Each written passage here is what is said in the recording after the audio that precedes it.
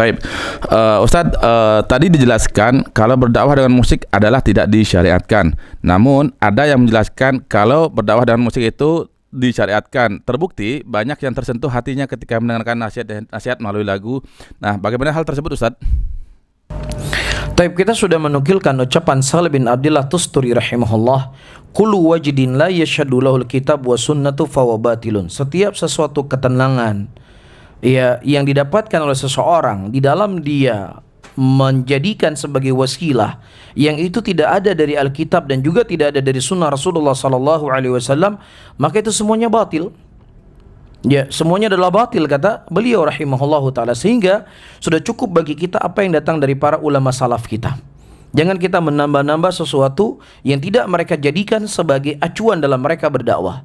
Kalau kita bercerita tentang musik dan lagu-lagu, itu sudah di antara dalil yang menunjukkan Abdullah bin Umar radhiyallahu taala anhu, pada waktu itu beliau berjalan dengan sahabatnya dan kemudian terdengar sesuara musik pada waktu itu, dan kemudian beliau menutup telinganya. Dan kemudian beliau berkata, dulu demikian dilakukan oleh Nabi sallallahu alaihi wasallam, beliau tutup telinganya, maka aku juga melakukan seperti apa yang dilakukan oleh Nabi sallallahu alaihi wasallam. Rasulullah tahu itu adalah musik dan orang suka dengan musik. Tetapi bersama dengan itu Nabi sallallahu alaihi wasallam tidak pernah menjadikan itu sebagai wasilah untuk menyampaikan dakwah. Memang seandainya itu sesuatu ada di zaman Nabi sallallahu alaihi wasallam, para hadirin dan hadirat rahimani wa rahimakumullah, bersama dengan itu hal itu dibutuhkan oleh manusia supaya manusia senang dengan dakwah, tapi bersama dengan itu Nabi sallallahu alaihi wasallam tidak menjadikan itu sebagai acuan. Bisa difahami? Jelas ya?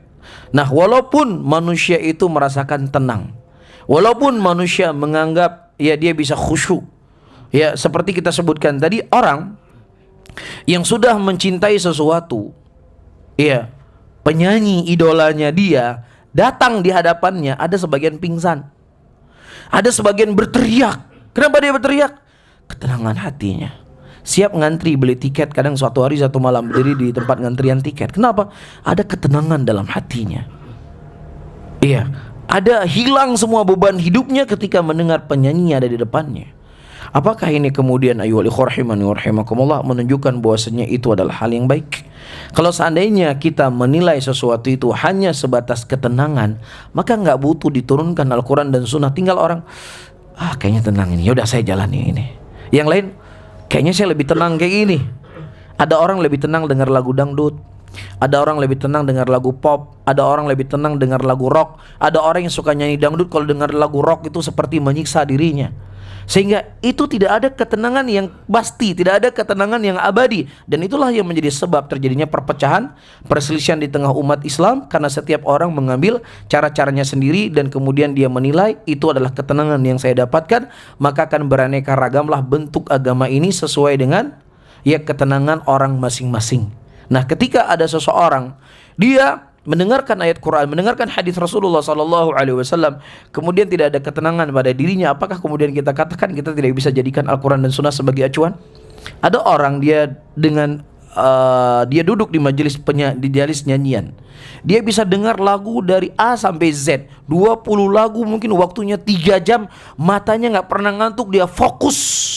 Tapi ketika dia duduk di majelis ilmu, mendengarkan Al-Quran, mendengarkan hadis Nabi SAW, kalau pengajiannya durasi 50 menit, lihat jam itu ada 10 kali lihat jam. Oh mana tuh aja gue watnya 10 menit, 10 kali, 5 menit sekali lihat jam. Enggak, ya isya kok. Apakah ketika dia hadir di majelis ilmu yang tidak ada ketenangan menunjukkan majelis ilmu salah, dan majelis musik yang tadi dia dengar 3 jam jadi benar? Maka ini tidak bisa dijadikan sebagai pegangan. Wallahu a'lam bishawab.